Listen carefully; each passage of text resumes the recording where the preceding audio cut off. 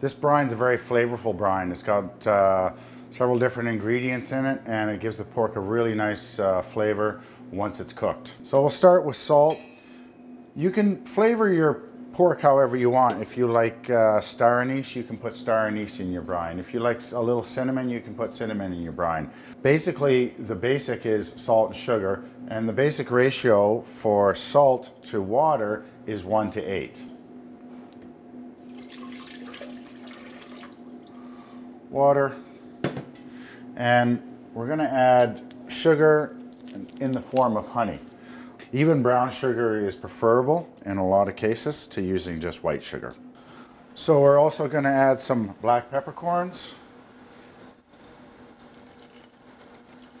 quite a bit of bay leaf. I really like the flavor of bay leaf with pork.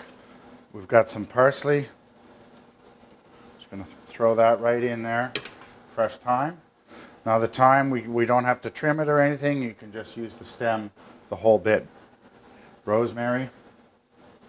We're going to add some garlic. Again, the garlic can just be skin on. Now you say, well, I've added about a cup of salt and only 4 cups of water, so that's 4:1, not 8:1.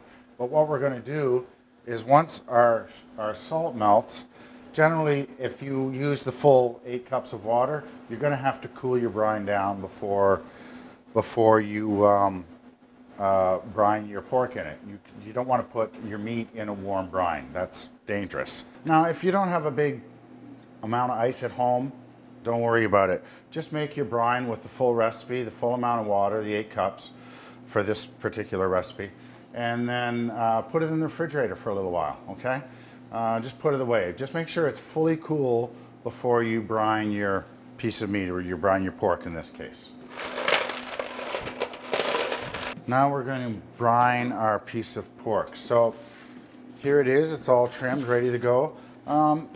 You want it fully submerged in the brine. So you want to have a container that's high enough you can put the full piece of meat in and fully cover it in the brine. Now in this case you might say, well, it's covered, I'll stop. No, because it's gonna change how the pork is seasoned. You want all the ingredients in there. So we'll want to give this about 5 to 6 hours. So at this time we're just going to take that and put it in a refrigerator. What we have to do with our pork is we have to give it a good rinsing. Now when you're doing this, you'll feel the texture of the meat has changed a little bit. Okay, and the next thing we're going to do is dry it off. Roasting a piece of meat is a dry heat cooking method. So you don't want a lot of water on it. Now our pork roast is ready to go in the oven. We're going to put it in at 350. The oven's preheated.